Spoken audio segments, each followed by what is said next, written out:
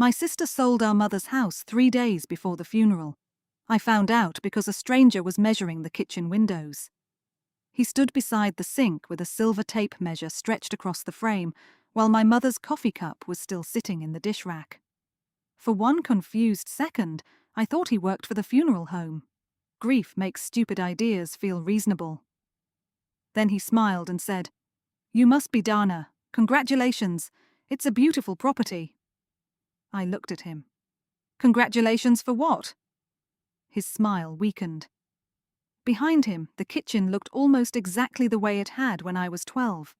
Yellow curtains, blue ceramic fruit bowl, a narrow wooden shelf above the stove where my mother kept tiny glass birds. Nothing had changed except the silence. My mother had been dead for 6 days. The funeral was scheduled for Saturday. It was Wednesday morning. The stranger folded his tape measure. "I'm sorry. I assumed your sister told you." My stomach tightened. "Told me what?" He looked toward the back door, then at the folder under his arm. "We close next Friday." I stared at him. "Close what?" "The house." I laughed. Not because anything was funny, because sometimes the mind chooses laughter when the truth arrives too quickly. "You're buying my mother's house?" He hesitated. "My company is." "What company?" "Rowan Residential." I knew the name. Everyone in Cedar Ridge knew it. They bought old homes, cleared the lots, and built luxury townhouses with names like Willow Court and Heritage Row. They had already torn down half the houses near the river. My mother hated them. 2 years earlier, she had stood in this kitchen, pointed through the window toward a demolition site, and said, "They erase everything and call it improvement." I looked at the man. "There has been a mistake." He shook his head carefully. "The agreement was signed Monday."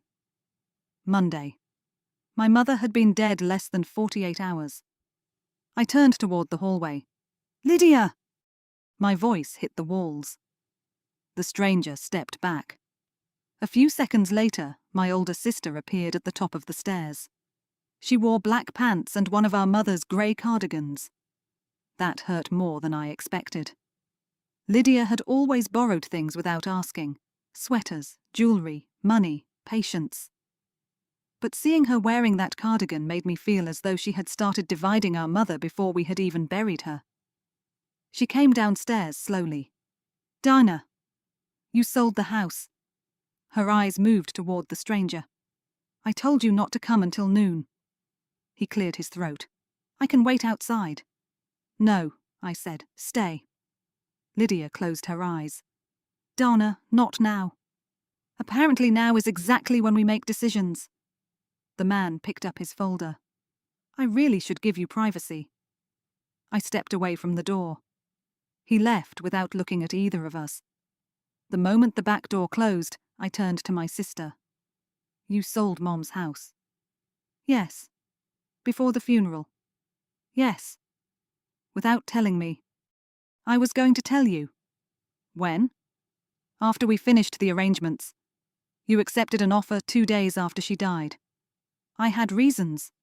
"What reasons?" She said nothing. That silence was the beginning, not the sale, not the stranger, the silence. Because Lydia had always been many things: controlling, impatient, protective when nobody asked, cold when warmth required honesty. But she had never been unable to explain herself. Even as a child, Lydia had reasons. When she cut my hair while I slept, she said the ends were uneven. When she threw away my college acceptance letter from a school in California, she claimed she thought it was advertising. When she failed to call me the night our mother collapsed, she said there had been no point worrying me until the ambulance arrived. There was always an explanation. That morning, she had none. I stepped closer. "Did Mom tell you to sell?" Lydia looked toward the kitchen window. "Yes." "When?" "A few months ago." "She never told me." "She did not tell you everything." The sentence landed strangely. What is that supposed to mean? "It means you lived 4 hours away." "I called every day." You called when you could. I came home every month. You came home when your projects allowed. There it was, the first blade, small, sharp, familiar. Lydia had spent years acting as though proximity made her love more legitimate. She lived 8 minutes from our mother. She handled doctor appointments, grocery trips, home repairs, church events. I lived in Kansas City and designed hotel interiors, beautiful rooms for strangers. That was the joke my mother liked to make. Dana fixes everybody else's houses and leaves mine alone. She always smiled when she said it. I thought she was proud. Maybe Lydia heard criticism. I folded my arms. You still needed my signature. No. Yes. The house was transferred to the family trust after Dad died. I know. I'm trustee. And I am a beneficiary. You inherit proceeds. You do not control the sale. I stared at her. She had researched this. Not during grief. Before. How long have you been planning it? Lydia's face changed. Only slightly. But I saw it. Long enough. I stepped back. The kitchen suddenly felt unfamiliar. Not because anything had changed, because I realized decisions had been made inside it without me. How much? That isn't important. How much did you sell our mother's house for? 180,000. I laughed again. This time, anger came with it. Are you serious? It needs work. The land alone is worth more. It was a fast sale. Why? She said nothing. Why did it have to be fast? Because keeping this place helps nobody. It helped Mom. Mom is gone. The words came out flat. Too flat. I looked at her. Do not talk about her like that. Like what? Like she is an inconvenience that finally stopped breathing. Lydia's face went pale. For 1 second, guilt flickered across it. Then it disappeared. You have no idea what the last year was like. I know exactly what it was like. No, you know what phone calls sounded like. That is unfair. So is arriving after everything is over and acting like grief made you the owner of every memory? I stopped. We stood on opposite sides of the kitchen table. Our mother's chair remained empty between us. That chair had a small burn mark near one leg. I knew every mark in the house, every crack, every stain. At least I thought I did. When are they tearing it down? I asked. Lydia looked away. 2 weeks after closing. The room went quiet. I heard the refrigerator hum. A truck passed outside. Somewhere upstairs, old pipes clicked inside the walls. 2 weeks. The bedroom where our mother read to us. The porch where our father taught us to shell peas. The hallway where Lydia and I marked our heights in pencil. Gone. Not renovated. Not changed. Gone. You sold it to a demolition company. I sold it to a developer. You knew what they would do. Yes. And you still signed. Yes. I walked past her. Dana. I kept moving. Where are you going? To call a lawyer. She followed me into the hallway. You cannot stop it. We'll see. Dana. I turned. My sister looked afraid. Not angry. Afraid. That was the first moment I understood the house was hiding something. Because Lydia did not care about losing money. She did not care about arguments. She did not care what people thought. But that morning, when I said I would stop the sale, fear moved across her face so clearly that I almost did not recognize her. Then she said, "Some things are better buried with Mom," and walked upstairs. I stood beneath the family photographs, listening to her door close. At the time, I thought she meant grief. I was wrong. She meant evidence. My name is Dana Mercer. I was 35 years old when my mother died. Before that week, I believed 3 things about my family. My mother loved that house. My sister resented me, and the worst thing that ever happened inside those walls was the fire.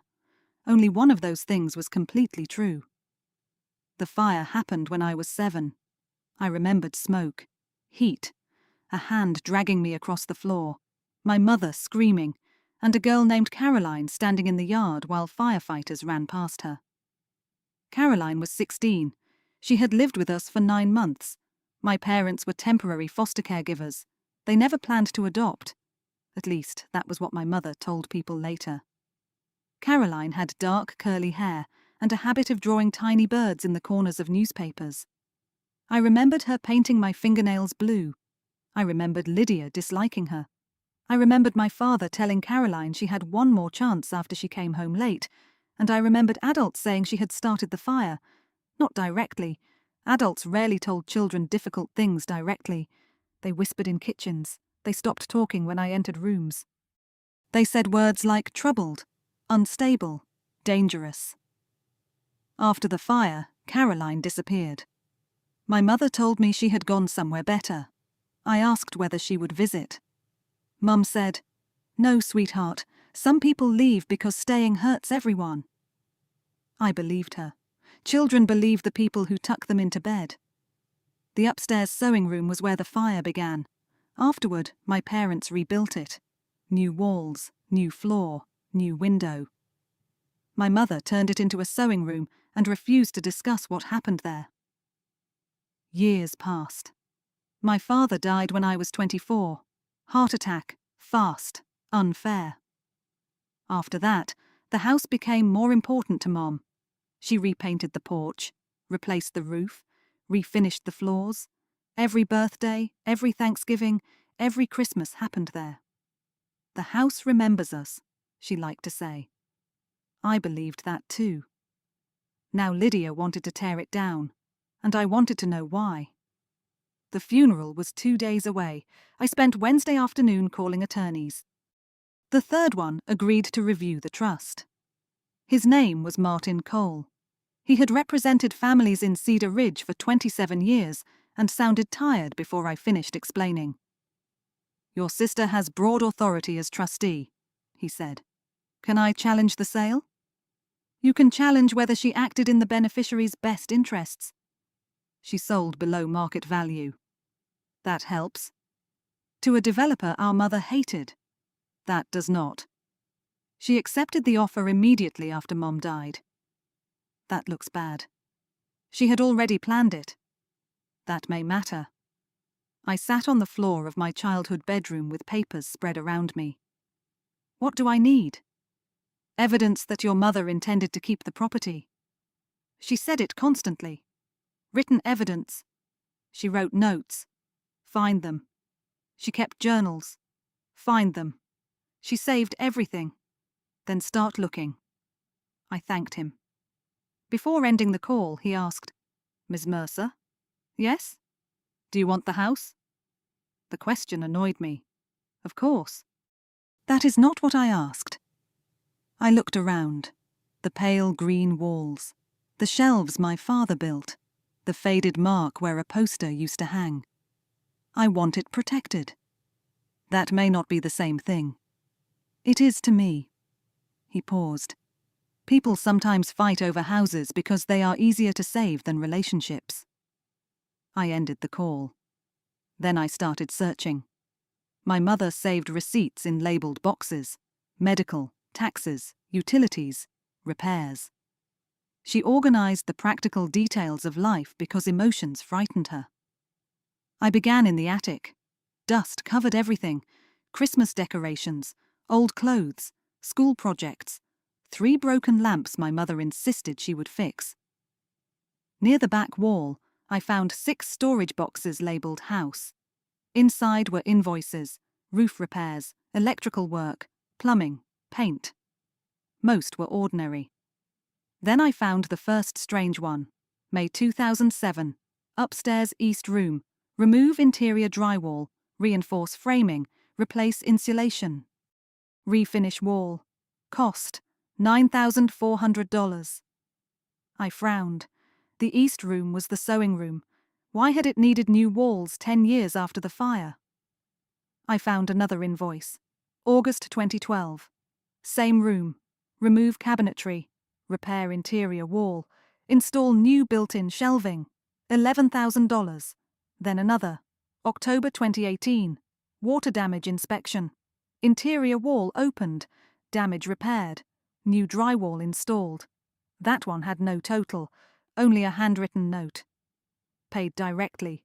Do not include photographs. I read the sentence twice. Why would renovation photographs matter? I kept searching. At the bottom of the box, I found an envelope. Inside was a picture. My mother stood on the front porch. She looked young, maybe 35, the same age I was now. Beside her stood my father. Lydia was around 9. I was not in the photograph. A teenage girl stood near the porch railing. Curly hair, thin arms, serious eyes. Caroline. The photograph had been folded down the center. I turned it over. My mother's handwriting covered the back. Caroline, August 1996, before we made the choice. My hands went cold. What choice? I heard footsteps behind me. Lydia stood near the attic stairs. She looked at the photograph, then at the invoices. Her face changed. You should be helping with the funeral. I found this. Put it back. What choice? Donna. What happened in the sewing room? You know what happened. There were 3 renovations after the fire. Old houses need work. Why did Mom write, do not include photographs? I don't know. You're lying. She walked toward me. Give me the picture. No. It belongs to Mom. Mom is dead. She flinched.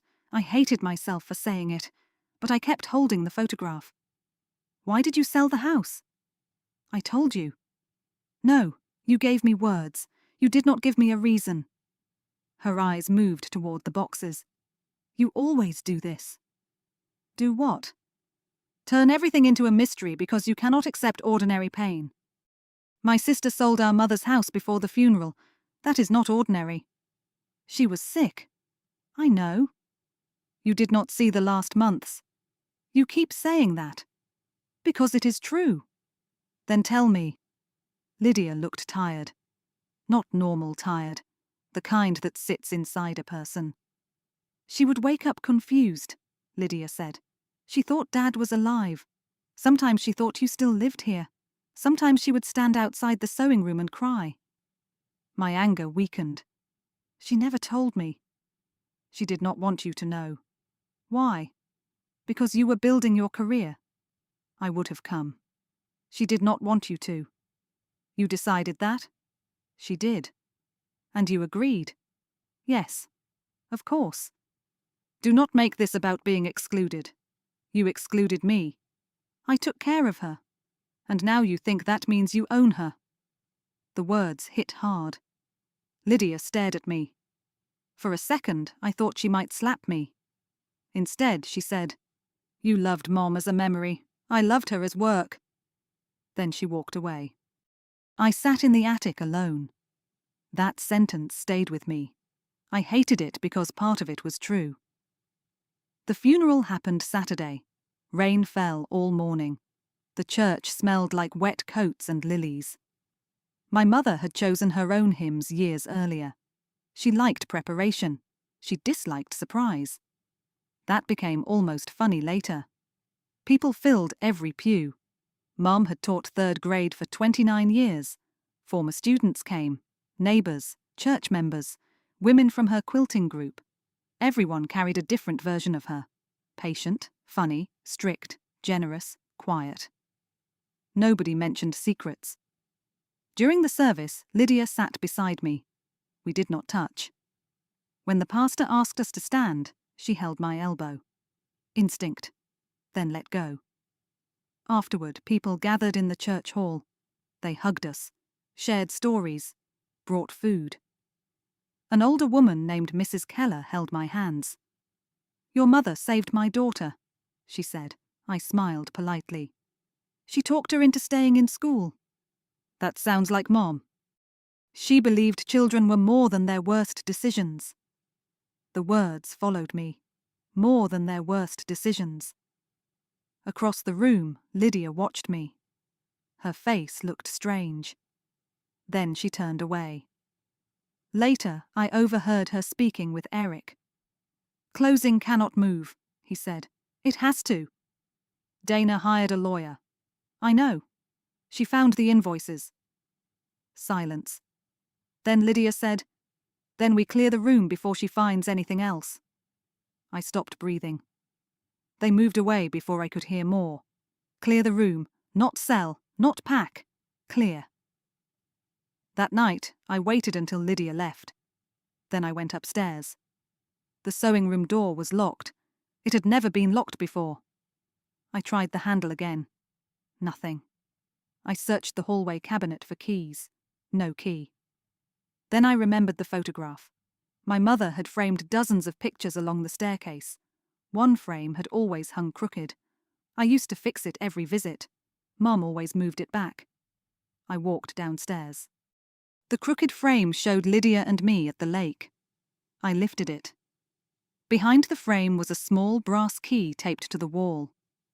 My heart started pounding. It fit the sewing room. The door opened. The room smelled like dust and lavender. My mother's sewing machine sat near the window. Fabric filled shelves. Old buttons rested in glass jars. Nothing looked unusual. I turned on the light. The east wall had built-in cabinets, newer than the rest. I opened them. Thread. Patterns. Boxes. Then I noticed scratches near the floor. The entire cabinet unit had been moved before. I called my contractor friend, Javier. He answered after midnight. Dana, I need a professional opinion. About what? A wall. Of course you do. I sent photographs. 10 minutes later, he called. That cabinet is covering an access seam. What does that mean? Someone rebuilt the wall around a removable section. Why? I don't know. Can I open it? With tools. Tell me what tools. He sighed. You were at your mother's funeral. The funeral ended. That is not what I meant. Please. He told me. At 1 a.m, I removed the first panel. Behind it was drywall. Behind the drywall was older wood, then insulation, then a narrow empty space. Inside the space sat a metal box, grey, dusty, locked. The brass key did not fit. I carried it downstairs. For the first time since coming home, I felt afraid. Not of Lydia, of my mother. Because people do not hide metal boxes behind walls for ordinary reasons. I found the lock code the next morning. 4 numbers written beneath the sewing machine. 1107. November 7th. My birthday. The box opened. Inside were 3 things. A cassette tape, a stack of letters tied with blue ribbon, and a child's yellow sweater. I recognized the sweater. It belonged to me. One sleeve had been burned. I dropped it. Smoke flashed through my memory. A hot room, someone shouting, my mother crying, then another memory, tiny, unclear, a candle. Blue paper. Caroline's voice saying, Dana, do not touch that. I sat on the floor. The letters were addressed to my mother. All from Caroline. The first was dated 6 months after the fire. Mrs. Mercer, I know you told me not to contact Dana. I won't. But I need you to tell the truth. I did not start the fire. I stopped reading. My hands shook. I read the sentence again. I did not start the fire. The next paragraph blurred. I forced myself to continue. Donna brought the candle upstairs. She wanted to burn the edges of paper because she saw it in a craft book. I took it away. Then Lydia called me downstairs. When I came back, the curtains were burning. My throat closed. No. I remembered Caroline. She had started it. Everyone knew. My parents said... No, they never said. Not directly. I kept reading. I carried Dana out. You know I did. Mr. Mercer saw me. Lydia saw me. I know you were afraid they would remove Dana because of the earlier accident. But telling the caseworker I was responsible was wrong. Earlier accident. What earlier accident? I opened another letter. You promised it would only be temporary. You said you would correct the report after the investigation ended. You never did. Another. The fire report follows me everywhere. The new family sent me back after they found it. Another. I lost my school placement. Another. Please tell Dana I did not hurt her. The last letter was written 7 years later. Only 1 page. I stopped asking you to fix my life. I am asking you to stop lying to yourself. I sat on the sewing room floor until morning. When Lydia found me, the letters surrounded my body. She stopped in the doorway. Then she closed her eyes. You found them? You knew? Yes.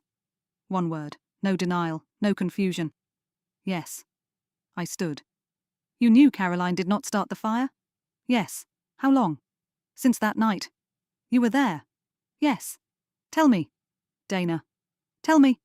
She sat in Mum's chair. For a long time, neither of us spoke. Then Lydia said, You were 7. I know. You liked making things? I know. You found a candle in the bathroom. My memory moved, slow, painful, blue paper, a flame. You wanted old-looking paper, she continued, like treasure maps. I closed my eyes. I remembered. Not everything. Enough. I left the candle near the curtain. You got scared. Caroline. She ran upstairs. She saved me. Yes. The word broke something.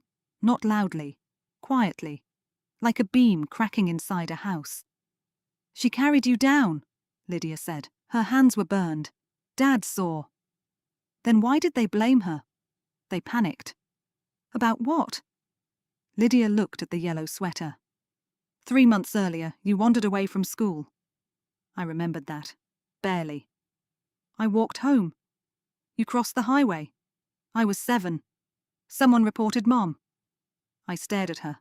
Child protection? Yes. Why? Because Mom left you alone after school twice. No. She did. She would not. She was overwhelmed. No. Dad worked nights. Mom was taking care of Grandma. You were difficult. I looked at her. I was a child. I know. You said difficult. You had accidents. You ran away. You broke things. You got angry. I was 7. I know. Her voice cracked. Do you think I do not know? The room went silent. Lydia wiped her face. The caseworker warned them. Then the fire happened.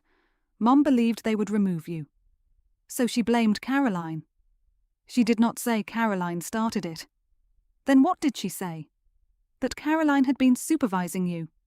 And Caroline. She was already considered difficult. She was 16.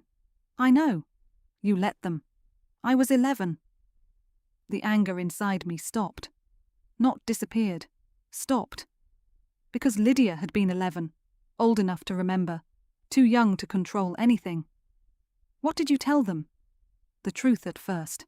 What? I said you had the candle. My chest tightened. Then Mom talked to me. What did she say? She said if I kept saying that, strangers might take you away. I looked at her. She told you I would disappear. She said we could lose you. And you changed your story. Yes. The word came out as a whisper. I turned toward the window. Rain covered the glass. For 28 years my sister carried the truth. For 28 years Caroline carried the blame, and I carried a childhood that had been protected for me. Why keep the letters? Dad wanted to tell you. When? After college. What stopped him? Mum. Of course. He tried again before he died. And? They fought. So he hid everything. No, Mum did. I looked at the wall. The renovations. She kept moving the box. Why? Sometimes Dad threatened to give it to you. Sometimes Mom tried to destroy it. Then she changed her mind. She preserved the evidence. She could not confess. But she could not erase it. Yes. I thought about my mother. The woman who taught children they were more than their worst decisions. The woman who saved students. The woman who protected me. The woman who let another child lose years of her life. Why sell the house? Lydia looked at me. Because Mom asked me to. You said that. She made me promise. Why? She knew you would find the box. How? You always search. That is not an answer. She wanted the truth gone. My stomach turned. She wanted the house destroyed. Yes. Not sold. Destroyed. I laughed softly. That is why the offer was so low. They agreed to demolish quickly. And you agreed. I promised. You promised to erase Caroline. No. That is exactly what you did. I promised Mom. And what about the promise you made by staying silent? Lydia stood. You think I do not hate myself? I think you had 28 years. So did she. Caroline? Yes. No. Caroline had consequences. The sentence stopped Lydia. I picked up one of the letters. She lost homes. I know. She lost school. I know. She asked Mom for help. I know. And Mom ignored her. Yes. Then you decided the house mattered more than the truth. No. You sold it. Because I thought losing the house would hurt less than learning this. I stared at her. You decided what I could survive. Yes. The honesty surprised me. No excuse, no soft language. Yes. I spent my whole life protecting you, Lydia said. When Mom got sick, she cried every night because she thought you would hate her. She should have told me. She was afraid. She should have been. Dana. No. I picked up the cassette. What is this? Lydia looked away. Mom. When? 3 weeks before she died. You heard it? Yes. What did she say? You should listen. I found an old cassette player in the basement. We sat at the kitchen table. The tape clicked. Static filled the room. Then my mother spoke. Her voice sounded weak, older than I remembered. Dana, if you found this, then Lydia failed. I looked at my sister. She stared at the table. Mum continued. I asked her to protect you one last time. My hands tightened. I have spent many years calling what I did protection. That word made it easier. A long pause. I loved you. That is true. But love does not make every choice good. I stopped breathing. After the fire, I believed I had 2 children to protect. You and Lydia. Caroline was someone else's child. The sentence hurt more than everything else. Someone else's child. I told myself she was strong. I told myself the system already knew her. I told myself you were 7 and she was 16. Mom coughed. I used every difference between you to excuse choosing you. Lydia covered her mouth. I thought I would fix it later. Then later became shame. Shame became silence. Silence became our family. The tape crackled. I do not know where Caroline is. I looked at the letters. But I know what I owe her. Mum's voice weakened. I asked Lydia to sell the house because I was afraid you would turn the truth into punishment. I closed my eyes. You are like me, Dana. You preserve beautiful things, sometimes even when preserving them requires hiding damage. I wanted to stop the tape. I did not. You remember me as kind. I was kind. You remember me as loving. I was loving. People are not only their worst choices. A pause. But the people harmed by our worst choices do not owe us the comfort of remembering our best. The tape ended. Nobody moved. Then Lydia began to cry. Not quietly, not beautifully. Her shoulders folded. For the first time in my life, my older sister looked younger than me. I wanted to hold her. I did not. That became one of my regrets. I stopped the sale. Legally, it was easier than Lydia claimed.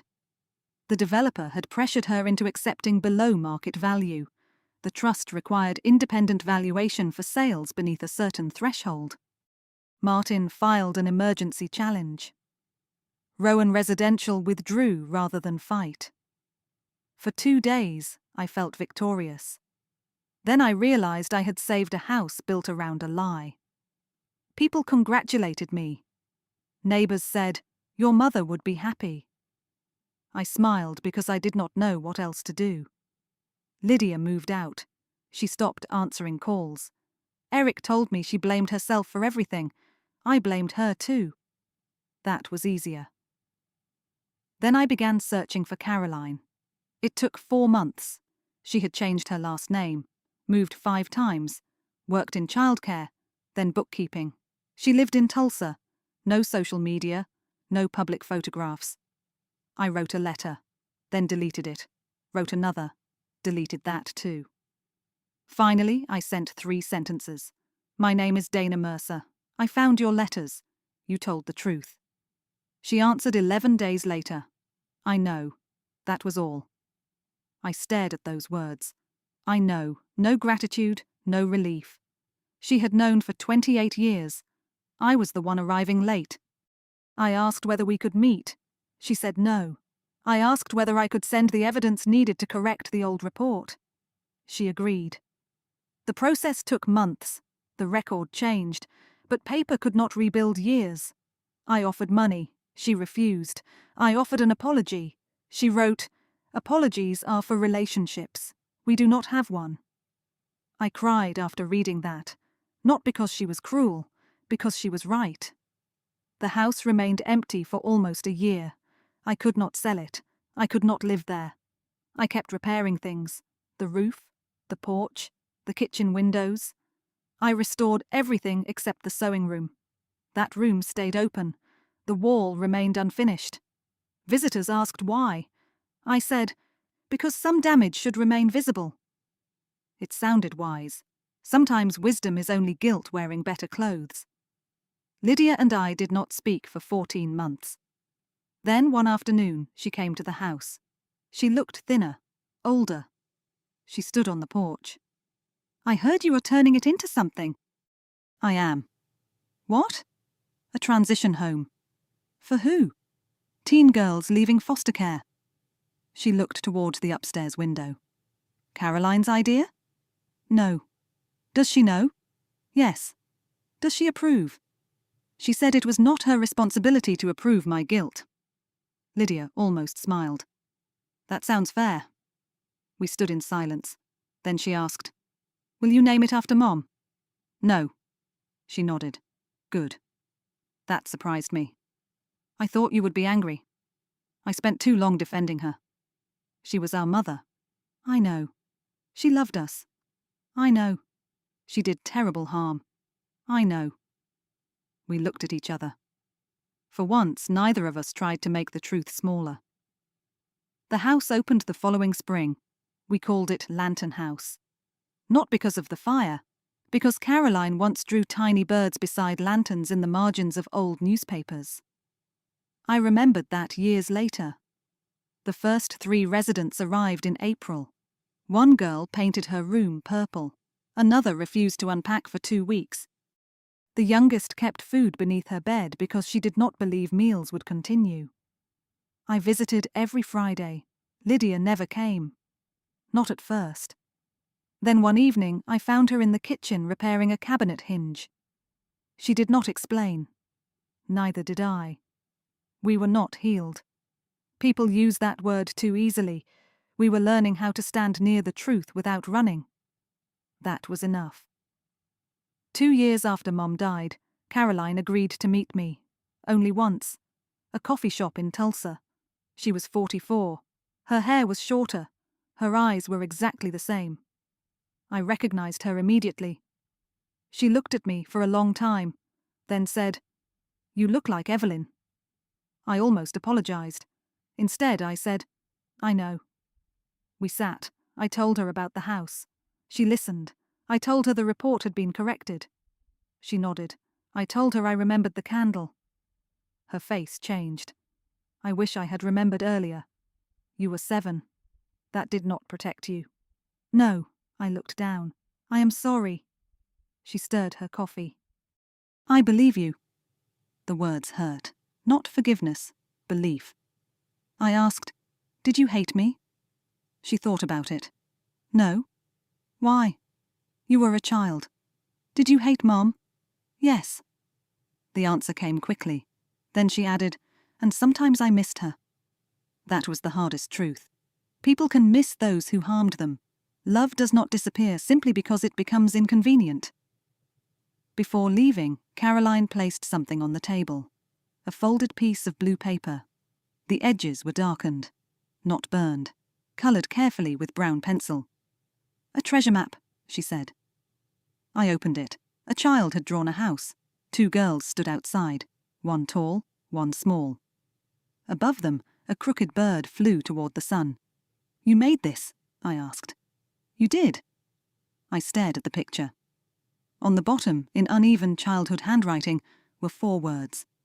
Caroline saved my life. My throat closed. I wrote that? The day after the fire. Where did you get it? Lydia gave it to me. I looked up. When? Before I left. My sister had been 11. She knew the adults were lying. She had changed her story because she was afraid they would take me. But before Caroline left, Lydia gave her the only truth she could. A child's drawing. Proof that someone remembered. Why did you never mention it? Caroline folded her hands. Because your sister asked me not to hate you. I cried then, right there, in a coffee shop. Not quietly, not gracefully. Caroline waited. She did not comfort me. She did not owe me that. Before she left, I asked one final question. Do you forgive my mother? She put on her coat. No. Then she paused.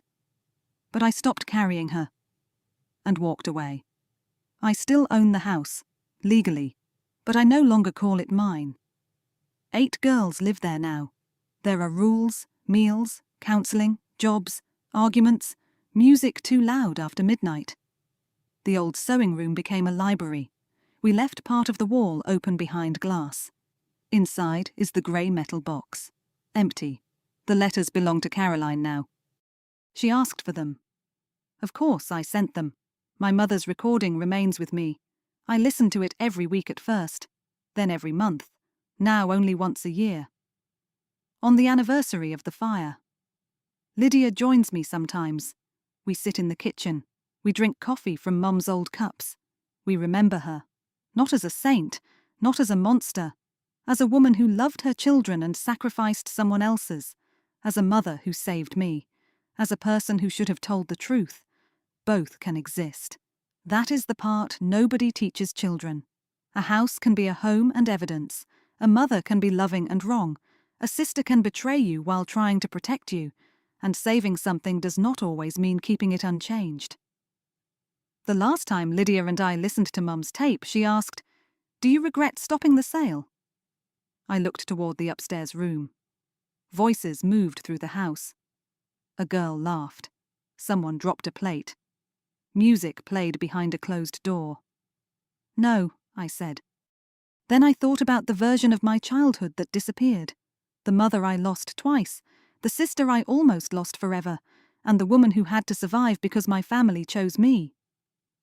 I saved the house, I told Lydia, but I had to stop protecting the story. And for the first time, the silence inside those walls did not feel like something hiding. It felt like home.